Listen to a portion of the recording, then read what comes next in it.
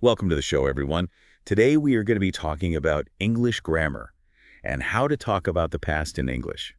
There are actually a lot of different ways to talk about the past in English. That's right. It can be kind of like a toolbox Oh, I like the... with all sorts of different tools, right? Ah, And each tool has a specific job to do. So we're going to learn about some of those special grammar tools today and how to use them correctly. that's a great way to think about it. Mastering these different ways to talk about the past can really help you to communicate more clearly and effectively in English. For sure. So let's start with a question. Hmm. How many ways can we talk about the past in English? What do you think? Well, there are a lot, but I think most people only use a few regularly. That's true.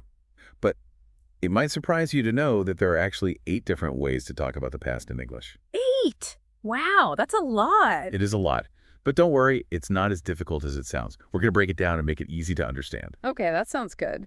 Great. So let's start with 2 of the most common ways to talk about the past. They're called the present perfect simple and the past simple. Okay. Now, I know those names might sound a little complicated, Yeah, a little bit. but they're actually pretty straightforward once you get the hang of them. I'm ready to learn. Perfect. So let's start with the present perfect simple. Have you heard of this one before? I think so, but I'm not entirely sure I remember how to use it correctly. No problem. We'll clear that up. So the present perfect simple is used to talk about an action that started in the past, but, and here's the important part, it might not be finished yet. Oh, Or it might be finished, but it's still important now, or has some kind of connection to the present. I see. So, for example, if you say, I have lived in London for 5 years, what does that tell us? It means that you started living in London 5 years ago and you still live there today. Exactly. So even though the action of living in London started in the past, it's still continuing in the present. So that's why we use the present perfect simple. It shows that the action is still relevant in some way to the present moment. Precisely. You got it. The present perfect simple acts like a bridge between the past and the present. Okay, that makes sense. Great. Now let's talk about the past simple. How is it different from the present perfect simple? Well, if the present perfect simple connects the past to the present, then the past simple must be for actions that happened in the past and are completely finished. You're exactly right. Yeah. The past simple is used to talk about an action that is finished. It happened in the past and it's over. There's no connection to the present anymore. Got it. So, for example, if you say, I visited my grandmother last weekend, what does that tell us? Let me think. It means that you went to see your grandmother last weekend and now the visit is over. It's not happening anymore. Perfect. You nailed it. Yeah. So the past simple is for actions that are completely done and dusted, so to speak. They don't have any impact on the present moment. Exactly.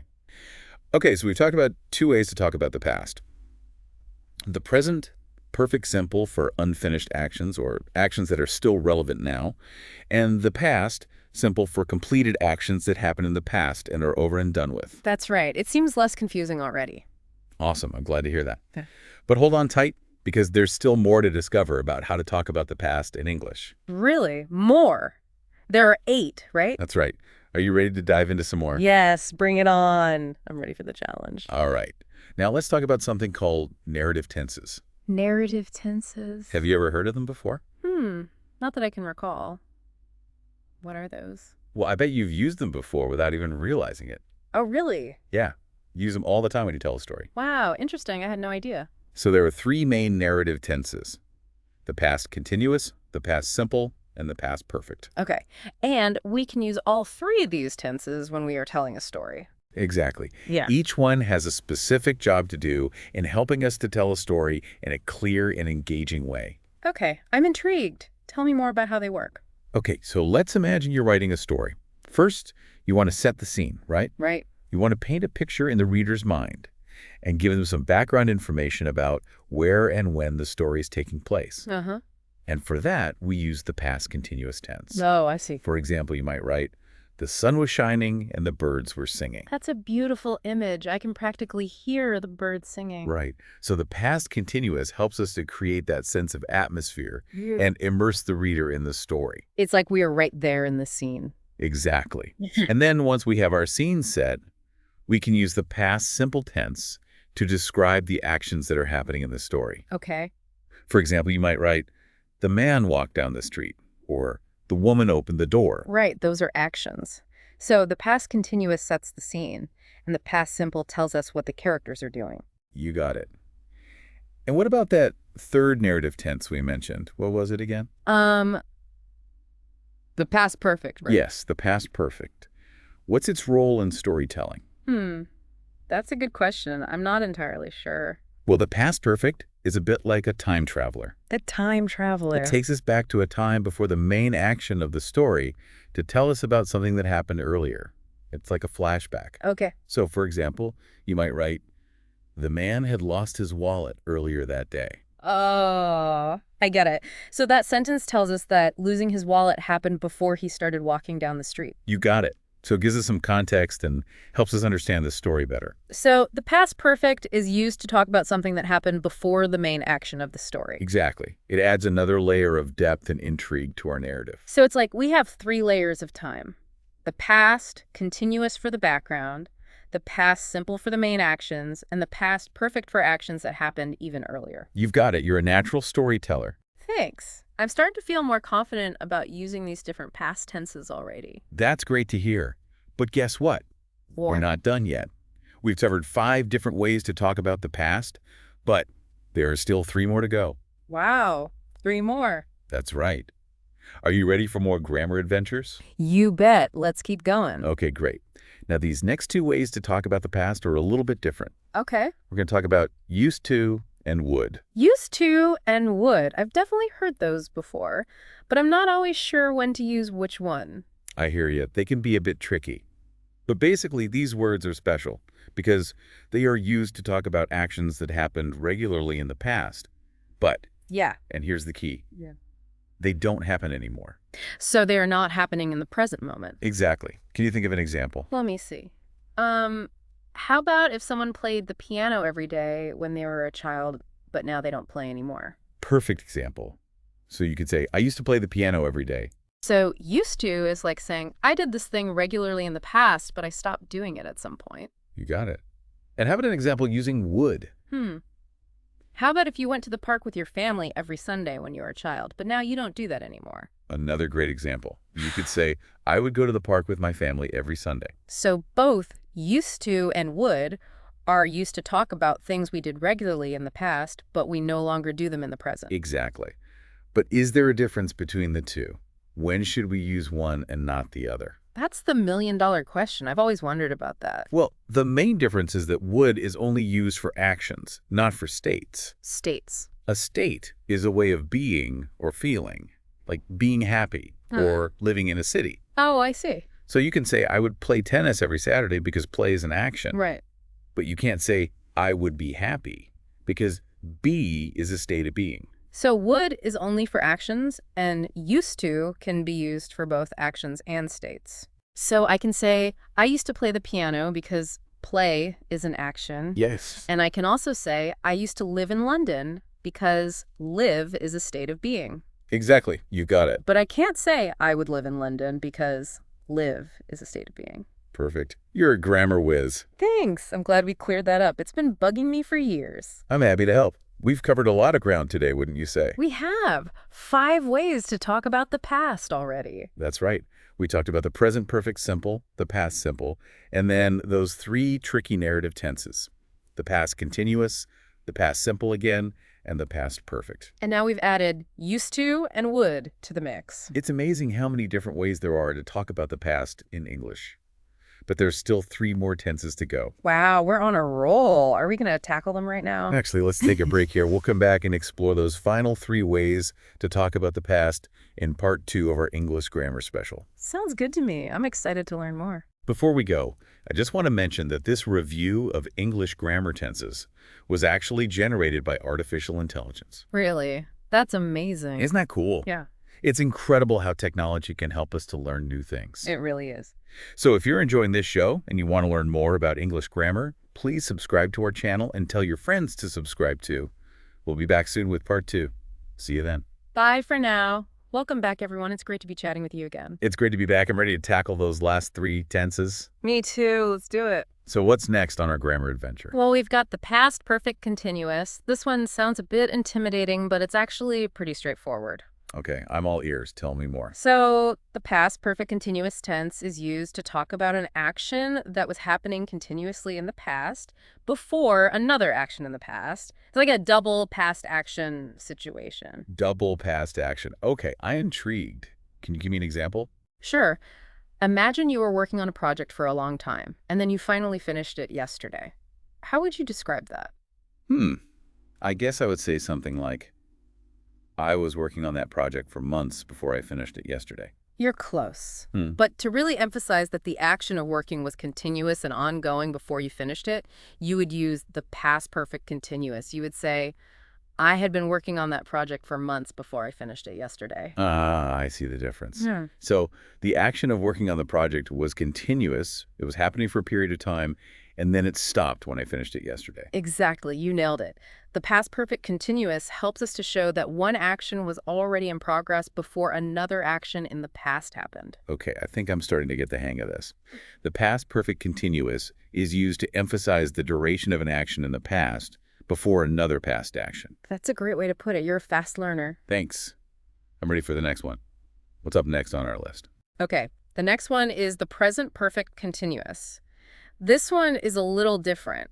It's used to talk about an action that started in the past and is still continuing now. Oh, I think I know this one. It's like when you're talking about something you've been doing for a while, right? You're on the right track. Can you think of an example? How about, I've been learning to play the guitar for 2 years. Perfect. So you started learning to play the guitar 2 years ago, and you are still learning now. The action is continuous and ongoing. Yes, that's right. So the present perfect continuous is used to talk about actions that started in the past and are still in progress in the present moment. Okay, that makes sense. It's like a mix of the present perfect and the continuous tense. Exactly. You've got it. Wow, we've learned about so many tenses today. I feel like I'm finally starting to understand how to use them correctly. That's fantastic. I'm glad to hear it. It's all about practice. So what's the last one? What's the eighth and final way to talk about the past in English? Okay, the last one is the past perfect simple tense. Okay, bring it on. What does this one do? The past perfect simple is similar to the past perfect continuous in that it's used to talk about something that happened before another action in the past. But it doesn't emphasize the duration of the action. It simply tells us that one action happened before another action in the past. So it's all about the order of events. Precisely. Let's say you went to a party last night, but before you went to the party, you had dinner at a restaurant. How would you describe that sequence of events? I would say I had dinner at a restaurant before we went to the party. Exactly. That's the past perfect simple in action. The action of having dinner was completed before the action of going to the party started. Okay, I see. So the past perfect simple is like creating a timeline of events in the past. It tells us what happened first. You got it. It helps us to understand the sequence of events and makes our storytelling clearer. That makes sense. Wow, we have covered a lot of information today. We learned about 8 different ways to talk about the past in English. We did. We talked about the present perfect simple, the past continuous, the past perfect continuous, the present perfect continuous, and the past perfect simple. That's quite a mouthful. It is. It's amazing how much nuance there is in the English language. But I feel like I have a much better understanding of English grammar now. I'm glad to hear it. And remember, using the right tense can help you to communicate more clearly and effectively. You are absolutely right. I'm going to practice using these tenses more often so I can become more fluent and confident. That's the spirit. The more you practice, the better you'll get. I agree. I'm excited to keep learning and exploring the intricacies of English grammar. Me too. There's always more to learn and discover about this fascinating language. Hello again, everyone, and welcome back to the show. We are so glad you could join us for this final part of our English grammar special. Today, we're going to be answering some of your questions about how to talk about the past in English. It's great to be back. I love answering questions. It's a great way to really solidify our understanding of these grammar concepts. I agree. So we received a ton of fantastic questions from our listeners, and we're going to try to answer as many as we can today. Fantastic. I am ready. All right, let's dive right in. Our first question comes from Sarah. She asks, what's the difference between the present perfect and the past simple? That's a great question, Sarah, and it's one that a lot of English learners struggle with. The present perfect and the past simple can seem very similar at first glance. Right, they both deal with actions in the past. Exactly. But the key difference lies in how those past actions connect or don't connect to the present moment. The present perfect is used when an action in the past is connected to the present in some way. For example, let's say someone says, I have lived in London for 5 years. What tense are they using, and what does it tell us? Well, they're using the present perfect tense, and it tells us that they started living in London 5 years ago. But here's the important part. They still live there now. Exactly. So even though the action of living in London started in the past, it's still ongoing in the present. And that's why we use the present perfect simple. It shows us that the action is still relevant or has some impact on the present moment. It's like a bridge between the past and the present. Perfect analogy. Now, how about the past simple? When do we use that tense? Well, the past simple is used when an action happened in the past and it's finished. There's no connection to the present anymore. Can you give us an example? Sure. Let's say someone says, I visited my grandmother last weekend.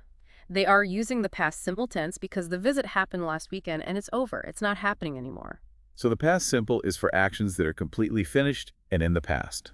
They happened, they ended, and that's it. There's no impact on the present. Exactly. So to sum it up, the present perfect is for past actions that have a connection to the present, and the past simple is for past actions that are finished and have no connection to the present.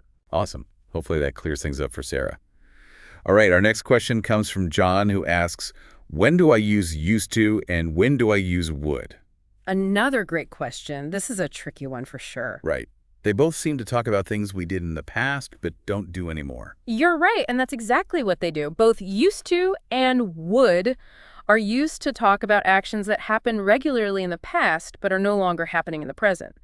But there's a subtle difference between the two. The key is that would can only be used for actions, not for states. Oh, right. We talked about states in the last episode. It's about a way of being or a condition rather than an action. Exactly. So you could say, I would play tennis every Saturday because play is an action.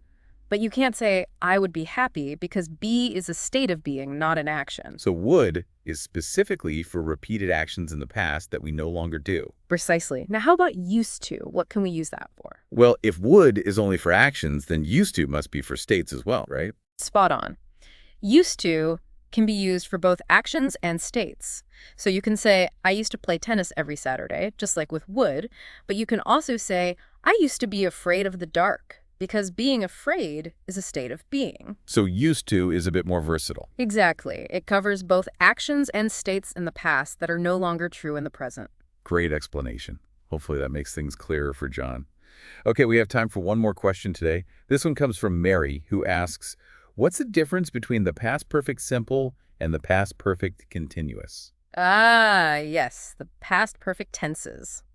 These can be a little tricky, but once you get the hang of them, they can add a lot of depth and richness to your storytelling. For sure. So how are they different? Well, both the past perfect simple and the past perfect continuous are used to talk about actions that happened before another action in the past. But the past perfect continuous emphasizes the duration of that action, the fact that it was continuous and ongoing for a period of time. Can you give us an example? Of course. Let's say someone says, I had been studying English for 5 years before I moved to England. They are using the past perfect continuous to emphasize that the action of studying was happening continuously for 5 years leading up to the point when they moved to England. I see. So it's not just about the order of events, but also about highlighting how long that earlier action was happening. You got it. Now, how about the past perfect simple? How is that different? Well, if the past perfect continuous emphasizes duration, then the past perfect simple must be more about the order of events, right? Exactly. The past perfect simple doesn't emphasize the duration of the action. It simply tells us that one action was completed before another action in the past started. So it's like saying this happened and then this happened. Precisely. For example, someone could say, I had eaten dinner before I went to the cinema. This tells us that the action of eating dinner was completed before the action of going to the cinema began. So it's all about establishing a clear timeline of past events. Exactly. It helps us to avoid confusion and makes our stories more coherent. Fantastic. Well, that's all the time we have for questions today. Thank you to everyone who sent in questions. Yes, thank you. It's always so much fun to interact with our listeners and help them to improve their English skills. We've covered a lot of ground in this 3-part English grammar special, exploring 8 different ways to talk about the past. The present perfect simple, the past simple, the past continuous, the past perfect continuous, the present perfect continuous, and the past perfect simple.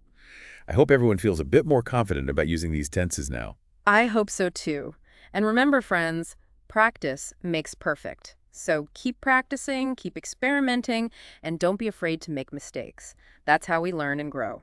Well said. And of course, if you enjoyed this deep dive and want to explore even more fascinating grammar topics with us, be sure to subscribe to the channel and tell all your friends about the show. Absolutely. We'll be back soon with more grammar tips and tricks to help you on your English learning journey. Until then, happy learning. See you next time.